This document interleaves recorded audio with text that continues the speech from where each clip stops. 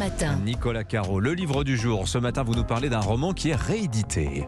Un roman de George Cockcroft, alias Luc Reinhardt. Il est connu pour un autre roman culte, celui-là, L'Homme D. Roman génial, vous savez, où le narrateur confie sa vie au dé. À chaque décision, hop, c'est le hasard qui décide pour lui. Mais il a écrit beaucoup d'autres romans qui valent le coup, et notamment L'Odyssée du Vagabond, qui date de 1983. La maison d'édition Les Forges de Vulcain a décidé de le rééditer et de le retraduire. Alors, que raconte ce livre ? Ça commence dans une ambiance d'état-major, on ne sait pas très bien. 12 hommes en écoutent un 13e sur une grande table. Déjà, bon, très à table, hein. Et puis, il se passe quelque chose d'important puisqu'un des officiers se met à pleurer. Et puis, tout le monde s'en va. Ça, c'est la première page. Sans transition, nous voilà à bord du Vagabond, un trimaran à voile, génois gonflé, qui croise dans la baie de Chesapeake, côté est des États-Unis. À la barre, Jim Storr, fils du propriétaire du bateau, et Neil Locken, un ancien du Vietnam. Ils rentrent, il y a des réglages à faire et l'arbre d'hélice du moteur est endommagé. Et puis, ils doivent embarquer d'autres passagers, dont le père de Jim. Mais une fois à terre, la donne a changé. Je ne vous dis pas comment. Mais il y a une catastrophe nucléaire. Ah oui, rien que Tout ça. est en train d'exploser. Il s'agit de s'enfuir au plus vite. Et par la mer, encore beaucoup de rebondissements. Et les voilà au large avec des passagers disparates. Mais s'il y a une catastrophe nucléaire, où est-ce qu'ils peuvent bien aller ? C'est toute la question, surtout comment on vit ensemble. Il y a des tensions, des objectifs différents. Certains veulent l'angoisse. agir, d'autres veulent simplement se mettre à l'abri. Et puis, dans un bateau, l'angoisse, on ne peut pas sortir. Il y a la menace permanente des radiations. Il faut se nourrir, il faut survivre. Et puis, effectivement, où accoster ? Est-ce que tout est décimé ? Est-ce qu'il y a encore des endroits saufs ? C'est exactement le thème d'Ulysse et son Odyssée jusqu'au retour à Ithaque. D'où le titre de ce roman, 13 années 80. Et donc génial, retraduit par Francis Guèvremont. L'Odyssée du Vagabond de Luc Reinhardt aux Forges de Vulcain, petite maison d'édition absolument remarquable. Hein. Absolument. Tous les livres qu'ils éditent, ça donne envie de lire.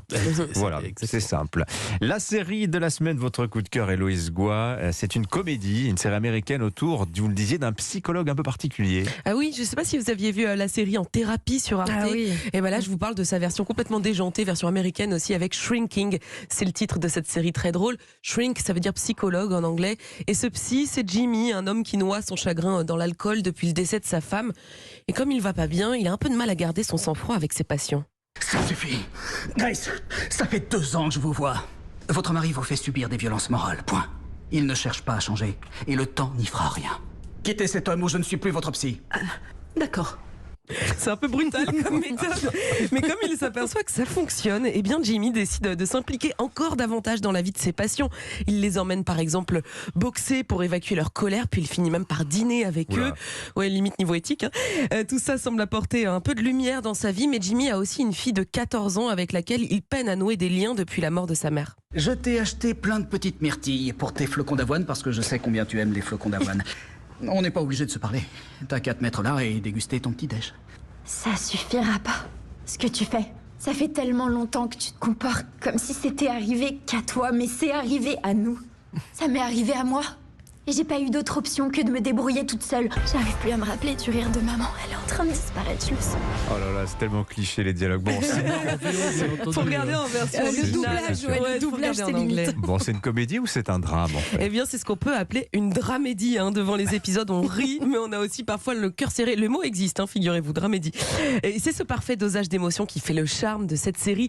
Le casting y est aussi pour beaucoup. Jimmy est joué par Jason Segel, qui n'a rien perdu de son potentiel comique depuis la série How I Met Your Mother.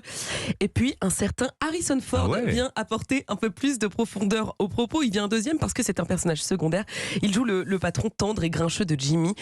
Cette série fait du bien et elle est surtout universelle. Je suis sûre que vous allez vous reconnaître dans un de ces personnages.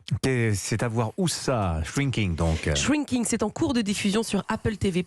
Un nouvel épisode est diffusé chaque semaine. Ah bah voilà. Il est pas On content. n'est pas abonné, on n'est pas abonné. Ah bah oui, faut je- choisir. On fait une soirée chez vous, Je vous Héloïse. filerai mes codes, Invitez-nous. Voilà.